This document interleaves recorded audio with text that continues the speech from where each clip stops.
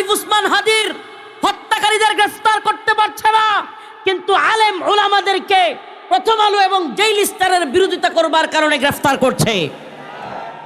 আমি জানতে মনে চাই, এই সরকারকে হাজার হাজার লাশের উপর দিয়ে ক্ষমতায় এসে হালুয়া রুটি আর এসির বাতাসকে উপদেষ্টাগিরি শেষ করে 12ই ফেব্রুয়ারি কারো হাতে ক্ষমতায় তুলে দিয়ে চলে যাবেন, বাংলার জনগণ আপনাদেরকে জুতা পিটা করবে। আমাদের ভাই শরীফ উসমান হাদির বিচার করতে না পারলে এই বৃদ্ধ বয়সে তথাকথিত নোবেল বিজয়ীরা লাঞ্ছিত হবে, অপমানিত হবে। এই লাঞ্ছনা তোদের কপালে আছে।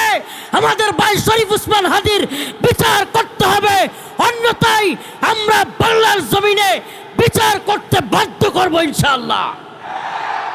হে প্রিয় উম্মাহ, প্রিয় জাতি, হে নাটোরের গুরুদাসপুরের মুসলমান, ইউটিউব এবং এই আমাদের এই মিডিয়ার এই ইউটিউবার ভাইদের মাধ্যমে আমরা আমাদের মেসেজটা শুধু আপনাদের সামনে নয়, এই জাতির প্রত্যেকের কাছে পৌঁছে দিতে চাই।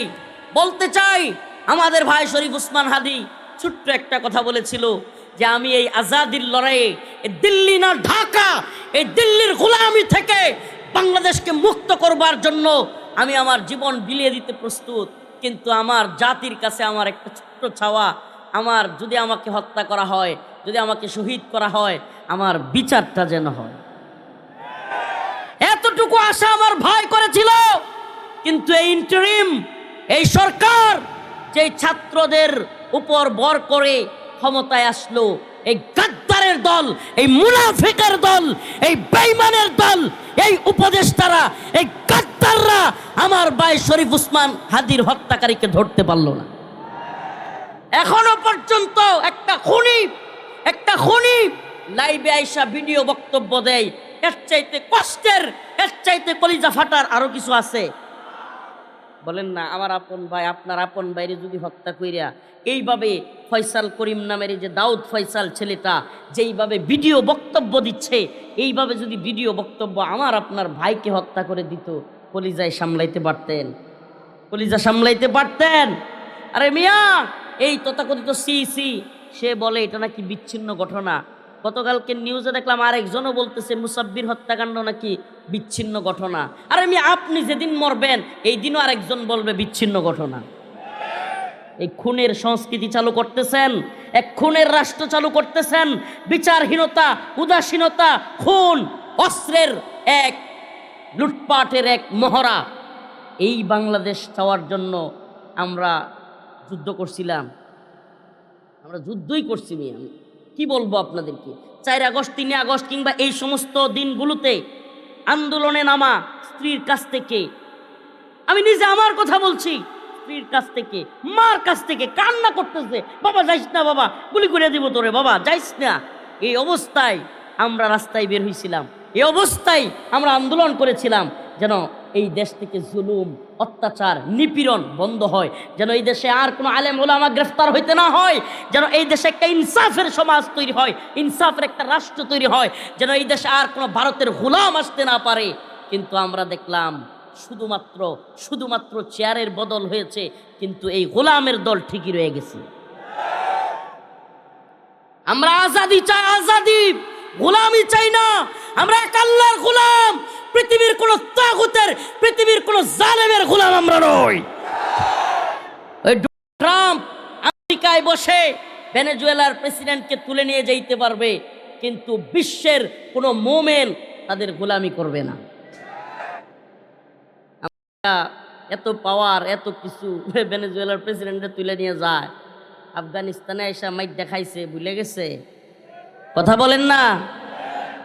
মুমিনদের কাছে এরা বাচ্চা, মুমিনদের কাছে এরা কি? বাচ্চা। কেন? ইমানদার হাসতে হাসতে জীবন দিতে জানে। জানে কি জানে না? কামানের সামনে, বুলেটের সামনে বুক পেতে দেওয়ার সাহস এবং সামনাসামনি যুদ্ধ করার সাহস পৃথিবীর বুকে মুসলমানদের মতো কারো নাই।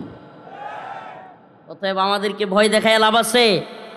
ভারতের মোদি ভয় দেখায়, আমাদের একজন ক্রিকেটারকে পর্যন্ত এরা সহ্য করতে পারে না। আপনি কি মনে করছেন একজন মুসলিম ক্রিকেটারকে যারা সহ্য করতে পারে না, এরা যদি পারতো বাংলাদেশে মিসাইল মেরা ধ্বংস করে দিত না? কিন্তু পারবে না। কেন পারবে না? একে তো হলো বাংলাদেশের মুসলমানরা আলহামদুলিল্লাহ আলহামদুলিল্লাহ মুমিনরা কারো গোলামি মাইনা নিবে না। নাম্বার 2, পাকিস্তান, আফগানিস্তান, চীন পুরা ভারতের চতুর্দিকে ঘেরাও করা আছে। আমাদের চারদিকে যেমন ভারত, ভারতের চারদিকেও কিন্তু তাদের শত্রু রাষ্ট্র। এত সহজ না। অতএব আমরা গোলামি করব কার? বলেন কার গোলামি করব? এই জন্য স্লোগান দেন দিল্লি না ঢাকা।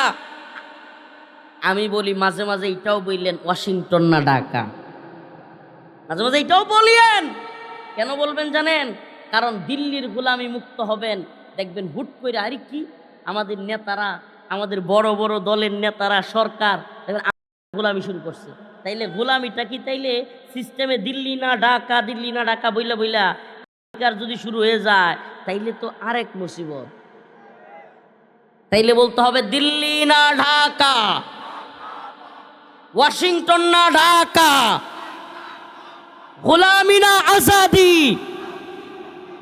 এটা একটু জুড়ে বলিয়েন, আরে অন্তর থেকে বলিয়েন। এই উম্মার যুবকেরা কারো গোলামি করবে না, এক আল্লাহর গোলামি করবে। আকাশ বাতাস প্রকম্পিত করে জানিয়ে দেন গোলামি না আজাদি, গোলামি না আজাদি। হাদি ভাইয়ের রক্ত বৃথা যেতে দেব না, হাদি ভাইয়ের রক্ত। আমাদের 3 বারের প্রধানমন্ত্রী কিছুদিন আগে চলে গেলেন।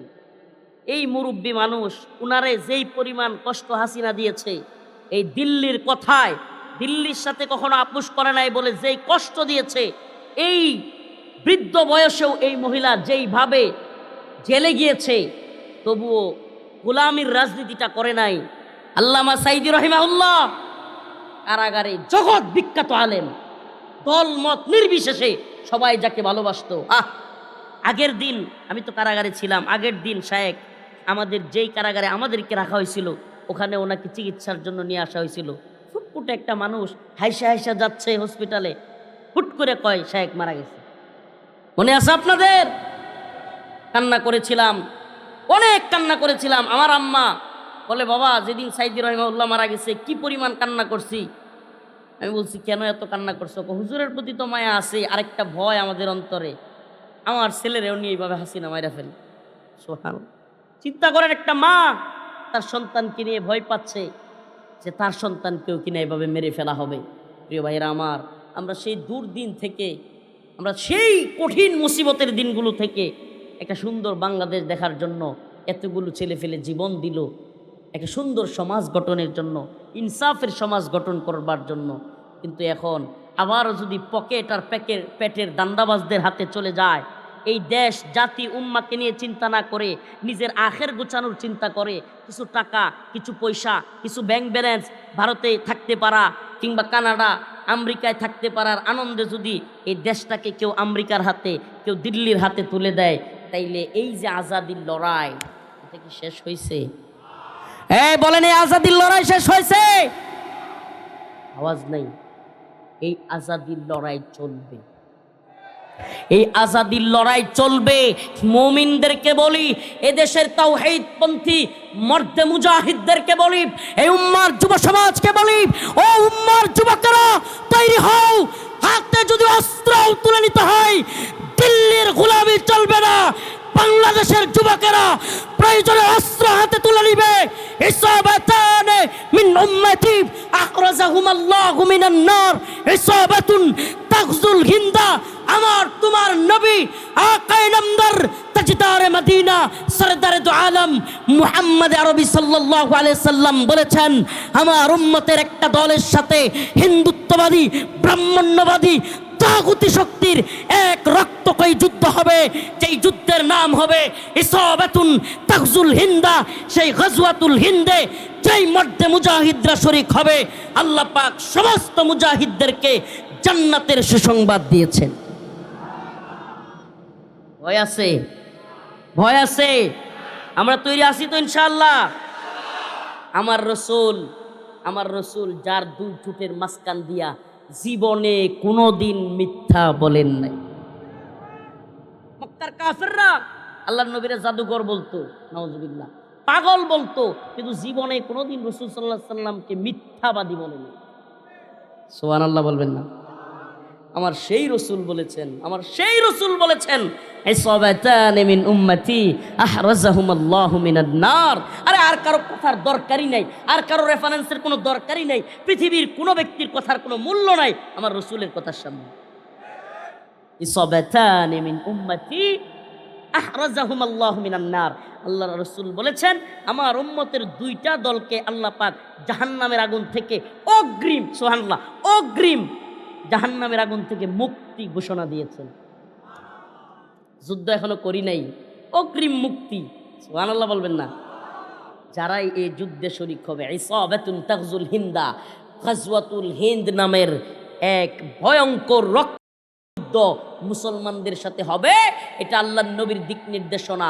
হিন্দুত্ববাদী, ব্রাহ্মণ্যবাদী, তাগুতি শক্তির বিরুদ্ধে এক ভয়াবহ যুদ্ধে মুসলমানরা লিপ্ত হবে। আল্লাহর রাসূল বলেন শেষ জামানার সেই যুদ্ধে মুসলমানদের অনেক মর্দে মুজাহিদ শহীদ হবে, এত শহীদ হবে রক্তের ফিরিঙ্গি, রক্তের স্তূপ জমা পড়বে, কিন্তু আল্লাহর রাসূল বলেছেন শেষ বিজয় মুসলমানদের হবে। এবং শুধু মুসলমানদের বিজয় হবে না, হিন্দুত্ববাদী, ব্রাহ্মণ্যবাদী, তাগুতি শক্তির সুপার পাওয়ার তথাকথিত বড় বড় নেতাদেরকে দিল্লির মসনদ থেকে মর্দে মুজাহিদরা পাল্লায় ধরে টেনে হিচড়ে বাইতুল মাকদিসের দিকে নিয়ে যাবে। আল্লাহু আকবার। আল্লাহ রাসূল বলেন যে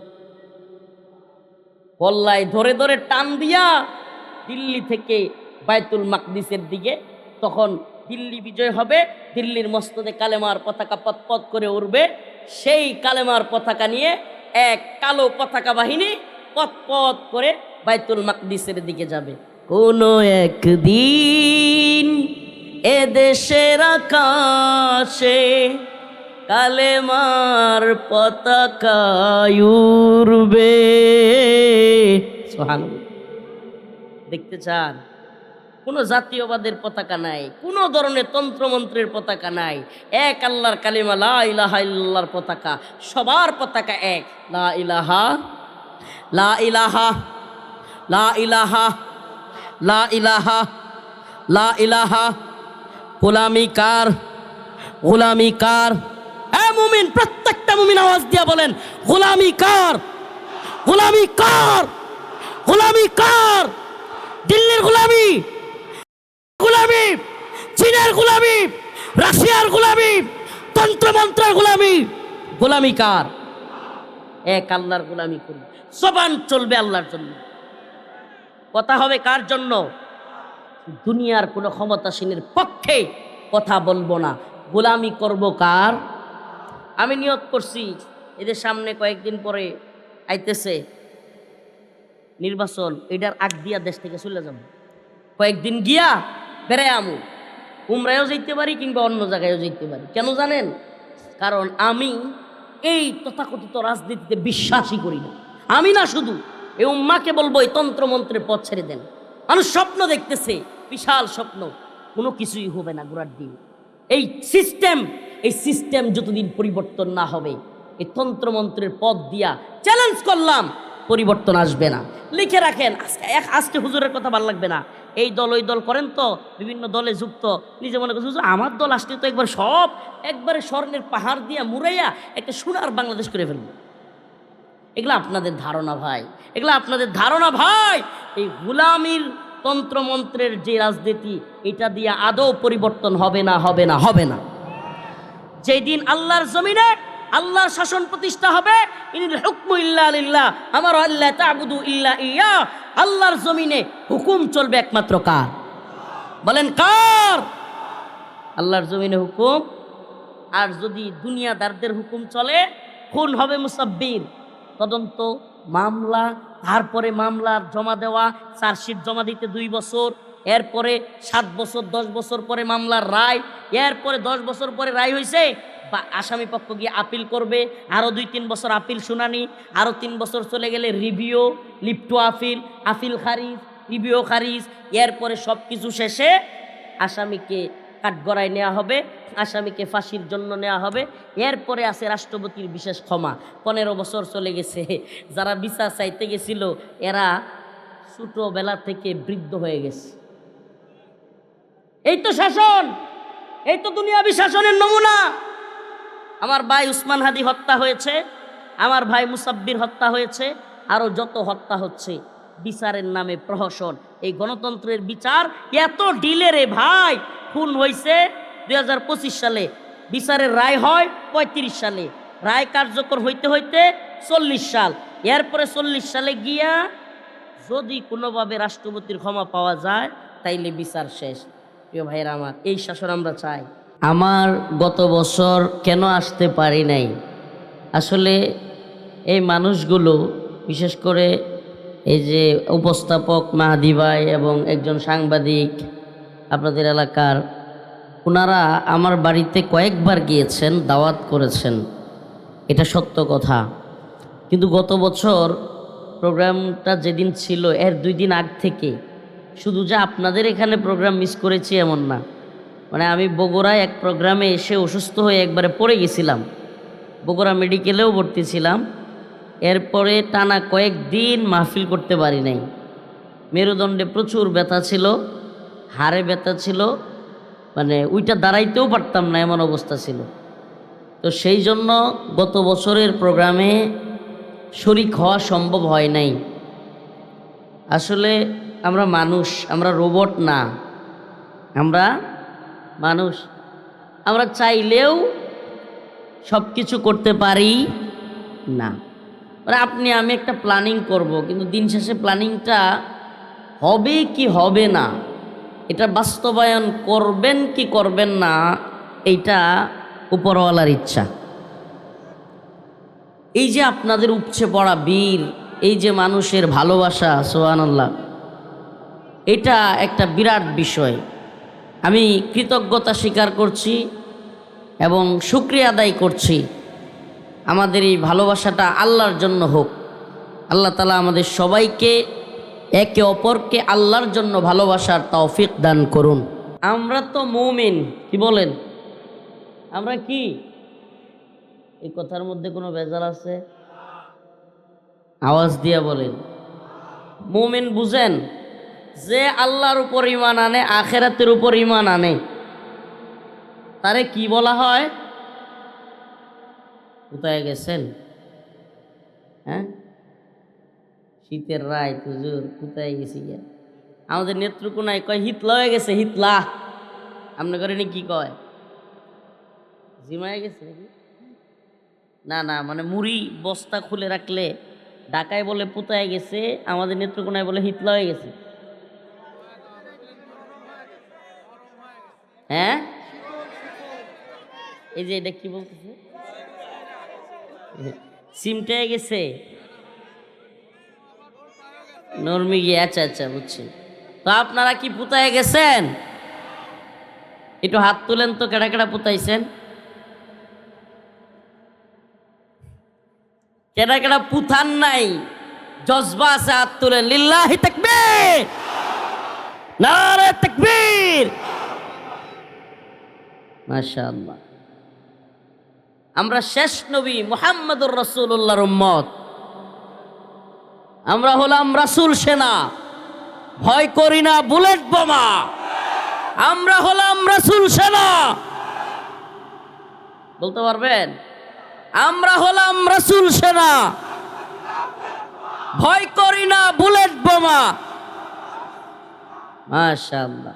তাইলে না বোঝা যাইব যে আপনারা ওয়াজের লাগি তৈরি আছে। আর যদি আপনারাও ঘুমান, আমি একটু আগে ঘুম থেকে উঠে আইছি, তাইলে তো আর ওয়াজ হবে না। আমরা মুমিন। আমরা কি? মুমিন। قد أفلح المؤمنون।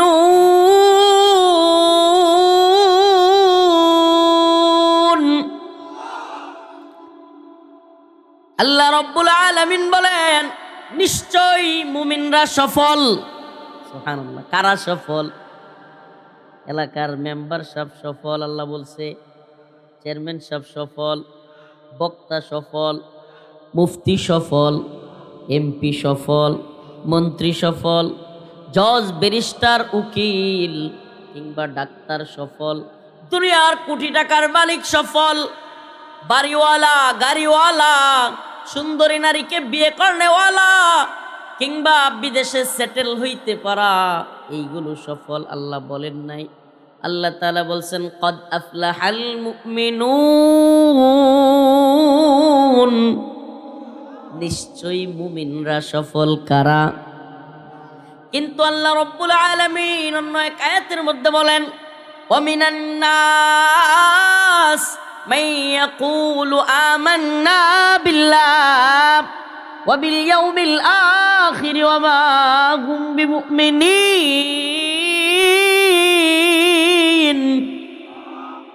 তোমাদের মধ্যে কিছু লোক আছে যারা মুমিনদের সামনে আইসা, মাহফিলে আইসা, মসজিদে গিয়া, জানাজায় গিয়া বিরাট বড় হাজী সাহেব, বিরাট বড় মুসল্লি সাহেব, বিরাট বড় ইমানদার, বিরাট মুমিন। এটা আমার কথা না, কার কথা? ওয়া ইযা লাকুল্লাযীনা আমানু ক্বালু আমান্না। আল্লাহ বলেন তোমাদের মধ্যে এমন কত লোক আছে যারা মুমিনদের সামনে গিয়া, ওয়া ইযা লাকুল্লাযীনা আমানু, যখন মুমিনদের সাথে তাদের সাক্ষাৎ হয় তারা বলে আমান্না, ওয়া ইযা খালাউ ইলা শায়াতিনহিম ক্বালু ইন্না মাআকুম। আবার যখন শয়তানের দলের সাথে মিশে, শয়তানের দল বুঝেননি? ইমানদার বাদ দিয়া যেই দল আছে সব দল শয়তানের দল। ঈমানওয়ালাদের দল বাদ দিয়া যত দল আছে সব দলের নাম কি? আল্লাহ বলেন শয়তানের দলের সাথে যখন শরীক হয়, মদ, গাঁজা কিংবা ইয়াবা, ফেন্সিডিল, হিরোইন কিংবা জঘন্য কাজের সাথে যখন মিশে থাকে, ওই ধরনের মানুষের সাথে যখন তারা শরীক হয় তখন বলে আরে আমরা তো ওই হুজুরদের সাথে মজা করতেছিলাম, হুজুরদের সাথে অভিনয় করতেছি, আসি তো তুমগর লগেই। এরা যখন বাংলাদেশের মুসলমানদের সামনে থাকে দাড়ি, টুপি, পাঞ্জাবি লাগায়, আবার মাঝে মাঝে হিজাব লাগায়। নির্বাচনের আগে কি লাগাইতো হাসিনা? হিজাব লাগায়। আবার ভারতে গিয়া বলে কলু ইন্না মাআকুম, আমরা তো তোমাদের সাথেই আছি। সুবহানাল্লাহ। এটা কে বলেন? আল্লাহ। আল্লাহ বলতেছেন যে এরা মুমিনদের সামনে ইমানদারের সাজ সাজে, কিন্তু হিন্দুদের সামনে গিয়া, ভারতে গিয়া বলে কলু ইন্না মাআকুম, আরে আমরা তো তোমাদের সাথেই আছি। ইন্নামা নাহনু মুস্তাহজিউন, এরা বলে যে এরা হইলো মজা করে আমাদের সাথে, মুমিনদের সাথে। আল্লাহরে ধোঁকা দেয়, মুমিনদেরকে ধোঁকা দেয়। আল্লাহ বলে না না, অসম্ভব। ইখাদিউনাল্লাহ ওয়াল্লাযীনা আমানু, ইখাদিউনাল্লাহ ওয়াল্লাযীনা আমানু। আল্লাহ বলেন এরা মনে করে এরা মুমিনদেরকে ধোঁকা দিতেছে, এরা মনে করে এরা আল্লাহরেও ধোঁকা দিতেছে। আল্লাহরে ধোঁকা দেওয়া মানে কি? আসলে অন্তর থেকে সে নামাজি না। অন্তর থেকে সে নামাজি হইলে, অন্তর থেকে সে ইমানদার হইলে ফজরের নামাজ ছাড়তে পারত? সত্যি বলবেন, ছাড়তে পারত? গতকালকে আমাদের নেত্রকোনা জেলার এসপি সাহেব আমারে বলতেছে হুজুর আমার একটু নসিহত করেন। আমার খুব ভালো লাগছে বিষয়টা। আমি বললাম কি নসিহা করব? ছোট্ট একটু নসিহা করি। আর দিন ও আন-নাসিহা, আল্লাহ রসুল হাদিসের মধ্যে বলেছেন দিন হলো উপদেশ। দিন কি? দিন হলো উপদেশ। যেহেতু আপনি বলছেন নসিহা করার কথা, ছোট্ট একটা শব্দে নসিহা করি। আমাদের সালাফগণ যেটা করতেন, সাহাবায়ে কেরাম যেটা করতেন, আল্লাহর নবীর সাহাবায়ে কেরাম কেউ যদি বলতো আমাকে নসিহত করেন, তাইলে সাহাবায়ে কেরাম যে নসিহত করতেন এক কথায়, সেই নসিহত আপনাকেও করি, ইত্তাকুল্লাহ, আল্লাহকে ভয় করুন। কাকে ভয় করুন? এর চেয়ে বড় নসিহত আর নাই। আল্লাহকে ভয় করুন ভাই। চুরি করার ক্ষেত্রে আল্লাহকে ভয় করুন, জিনা করার ক্ষেত্রে আল্লাহকে ভয় করুন, সুদ ক্ষেত্রে আল্লাহকে ভয় করুন, মদ খাওয়ার ক্ষেত্রে আল্লাহকে ভয় করুন। যত ধরনের খারাপ কাজ আছে, কোনো কিছু সামনে আসার সাথে সাথে যদি কোনো ব্যক্তি মনে করে আমাকে তো একজন মালিকের সামনে গিয়া দাঁড়াইতে হবে, কি করতে হবে? একজন মালিকের সামনে দাঁড়াইতে হবে। ওয়াকুল্লুহুম আতিহি ইয়াউমাল কিয়ামাতি ফারদা। আল্লাহ বলেন তোমাদের প্রত্যেককে, ও শাহাবুদ্দিনের ছেলে রফিকুল ইসলাম, ও অমুকের ছেলে অমুক, ও তমুকের ছেলে তমুক, প্রত্যেককে আল্লাহ পাকের সামনে ওয়াকুল্লুহুম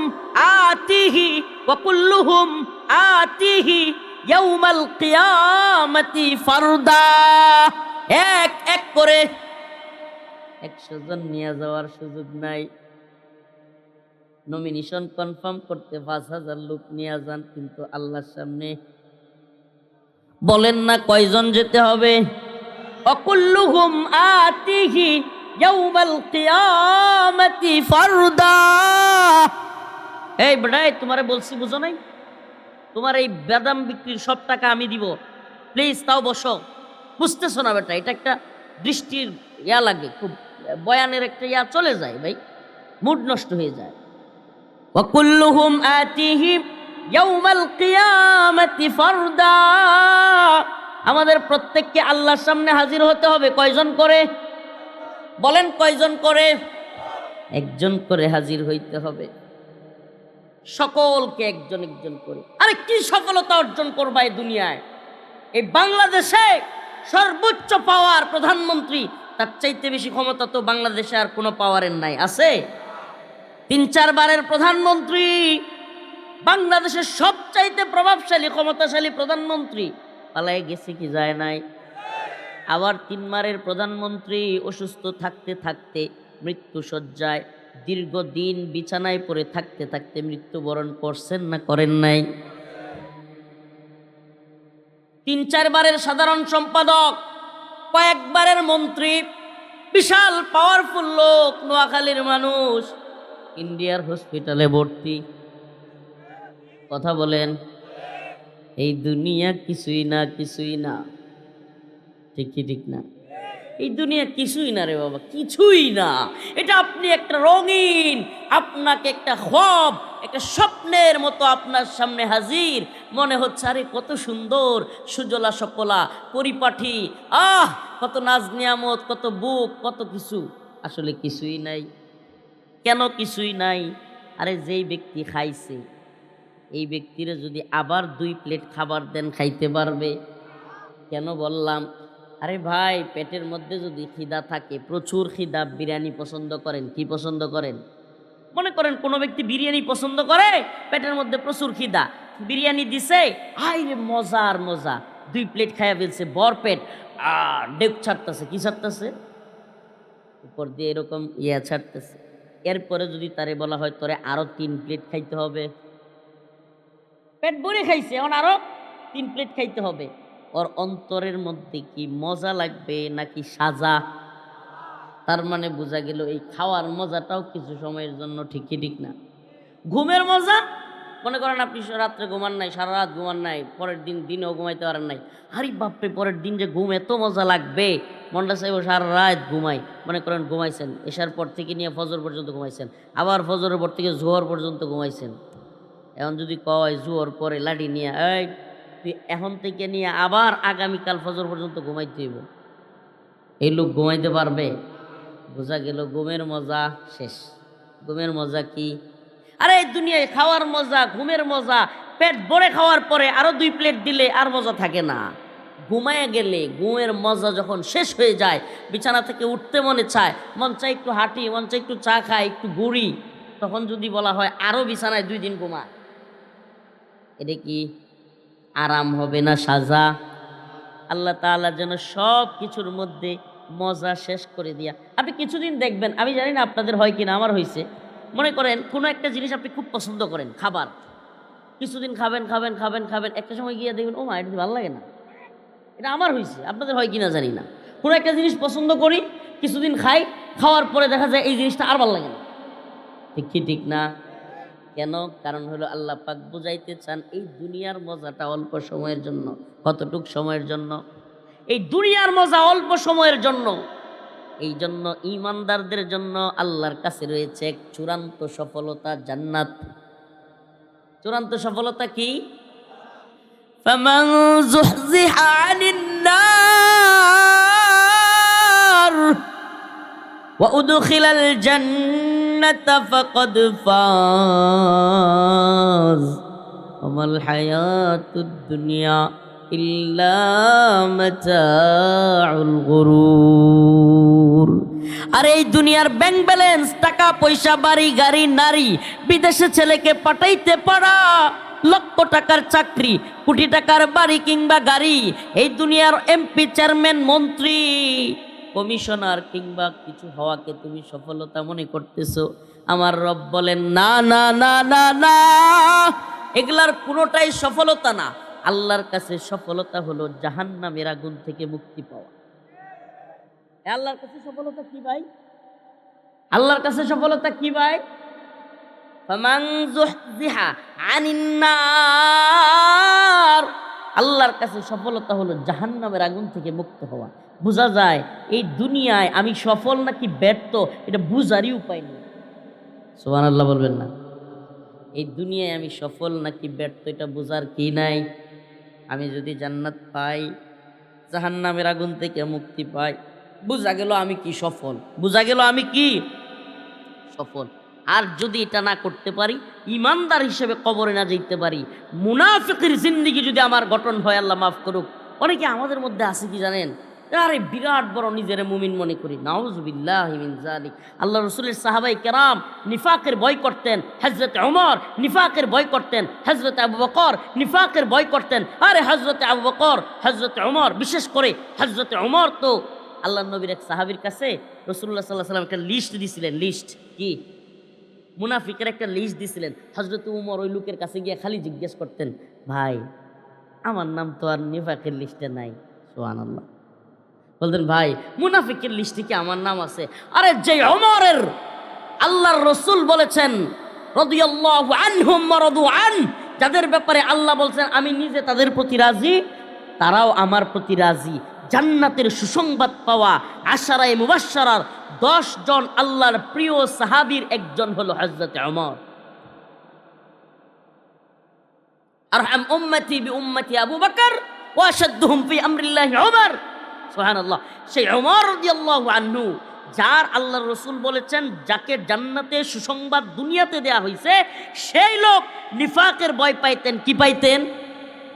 নিফাকের ভয় পাইতেন। আর আমরা নিজেরে এমন ইমানদার মনে করি, এমন নিচিনচিলা মনে করি, আমি নামাজ পড়ি না কি হইছে, আমি বড় ইমানদার, নাউজুবিল্লাহ। আমি রোজা রাখি না কি হইছে, আমি বড় ইমানদার। চায়ের স্টলে দাওয়াত দিতে গেলে, ভাই আসসালামু আলাইকুম, ভাই একটু যদি মসজিদে আসতেন, ভাই ভাই আসুন না একটু মসজিদে যাই। ওরে বাবা, আর মিয়া আমি কি আপনার চাইতে কম ইমানদার নাকি?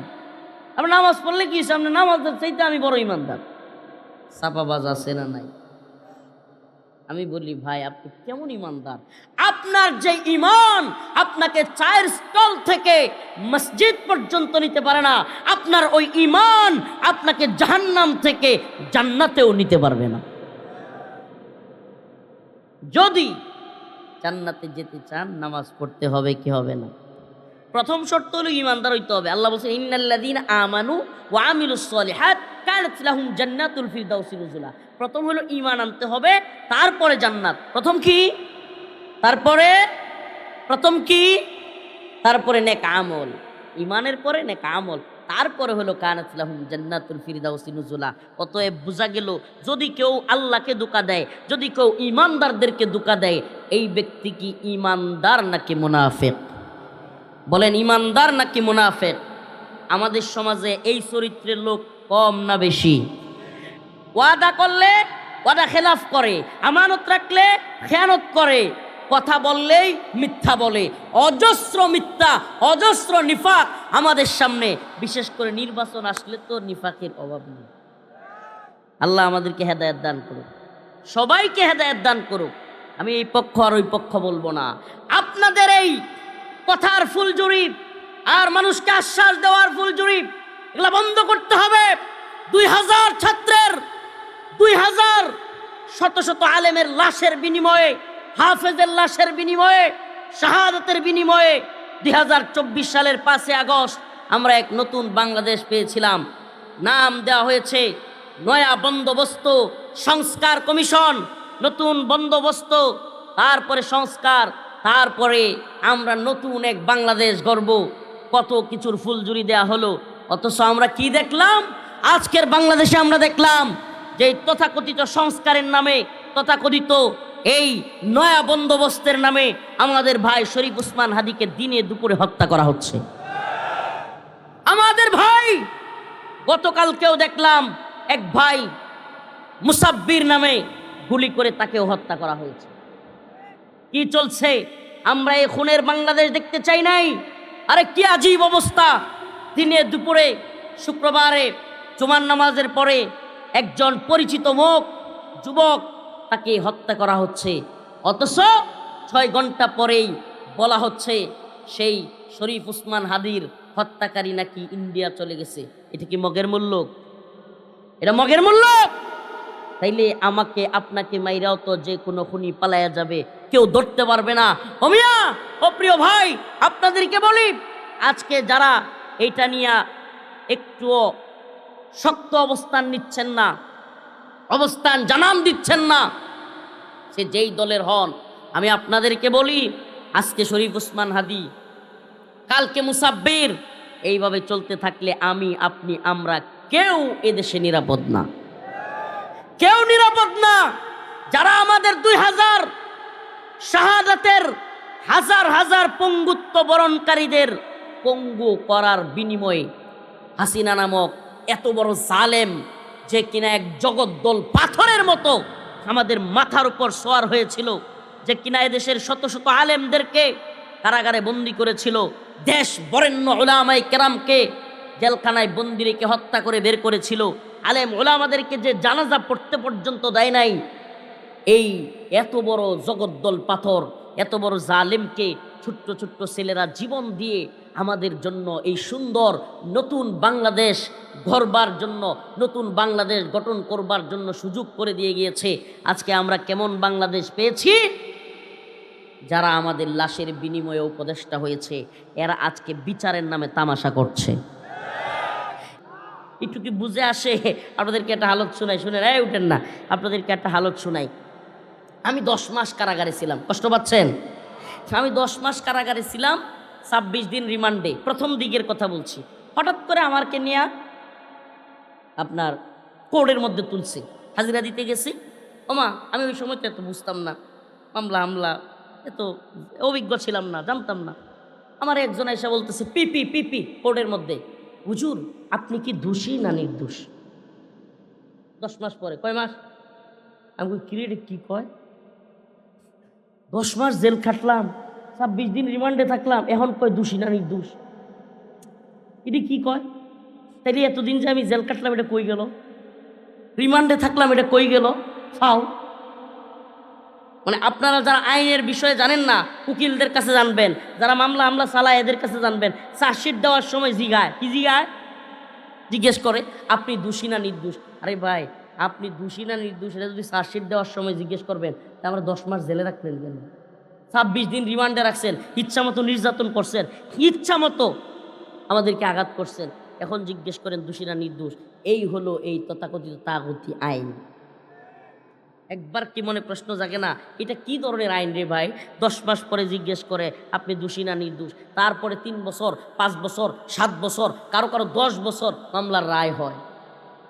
আমি এক কথা বলছিলাম বক্তব্য দিতে গিয়া, একটু মিস্টেক হয়েছে, ইচ্ছা করে বলি নাই, সিরিয়াসলি বললাম যে আল্লাহর বিরুদ্ধে গেলে চেয়ারম্যান মানি না, ইসলামের বিরুদ্ধে গেলে, কোরআনের বিরুদ্ধে গেলে উপজেলা চেয়ারম্যান মানি না, আল্লাহর বিরুদ্ধে, ইসলামের বিরুদ্ধে গেলে, কোরআনের বিরুদ্ধে গেলে এমপি মানি না, মন্ত্রী মানি না, প্রধানমন্ত্রী মানি না, রাষ্ট্রপতি মানি না, যদি আল্লাহ এবং রসুলের কোরআনের বিরুদ্ধে যায়।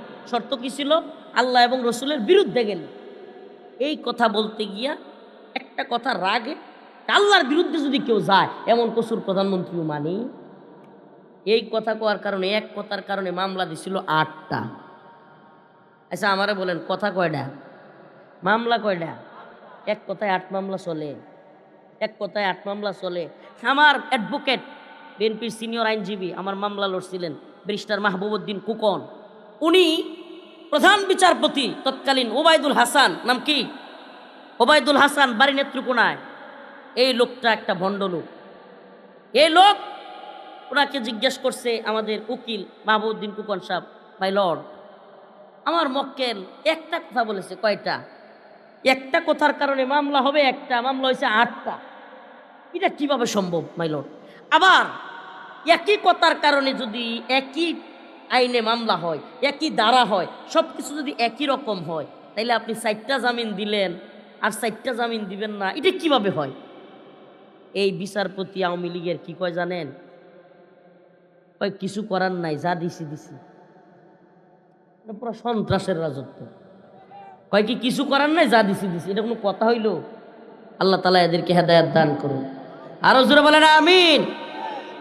যে কথা বলতেছিলাম, এই যে একটা জুলুমের সমাজ, এই যে একটা নির্যাতন নিপীড়নের সমাজ, এই সমাজ আমরা দেখতে দেখতে এই অবস্থায় আসছি। আমরা কি আবার সেই সমাজে ফিরে যেতে চাই? বলেন, আমরা আবার সেই সমাজে ফিরে যেতে চাই? আমরা কি এদেশে আবার জুলুম নির্যাতন অত্যাচার এই পরিস্থিতি চাই? একটা সুন্দর সমাজ চাই। এই জন্য আজকে আয়াতে কারিমা তিলাওয়াত আল্লাহ বলেন, কদ আফলাহাল মুমিনুন, ঈমানদাররা সফল কাম কারা?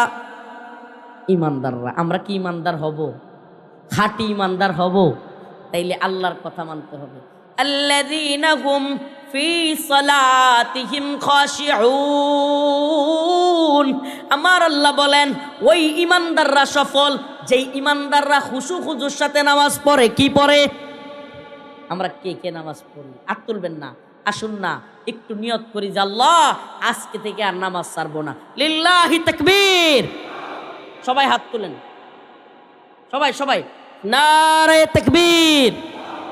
আল্লাহরে বলেন, আল্লাহ আজকে থেকে নিয়ত করতেছি আর নামাজ ছাড়বো না। হাই হাই রে, 4-5টা লোক বলতেছে, সবাই কয় না ভাই রে। এই বলার দ্বারা যদি আল্লাহ হাতটারে পছন্দ করেন, আল্লাহ যদি আপনারে মুমিন মুসলমান একেবারে আল্লাহ নেক বান্দা বানায় নেন, তাইলে তো আল্লাহর দরবারে কবুল হয়ে গেলেন। এতটুকু বলতেও কি লজ্জা লাগে? বলেন, আল্লাহ আজকে থেকে নিয়ত করছি আর নামাজ ছাড়বো না। আল্লাহ তওবা করতেছি আর নাফরমানি করব না। আল্লাহ আপনি কবুল করেন। আরো জোরে বলেন আমিন। ওয়া আখিরু দাওয়ানা আনিল হামদুলিল্লাহি রাব্বিল আলামিন। আসসালামু আলাইকুম ওয়া রাহমাতুল্লাহি ওয়া বারাকাতুহু।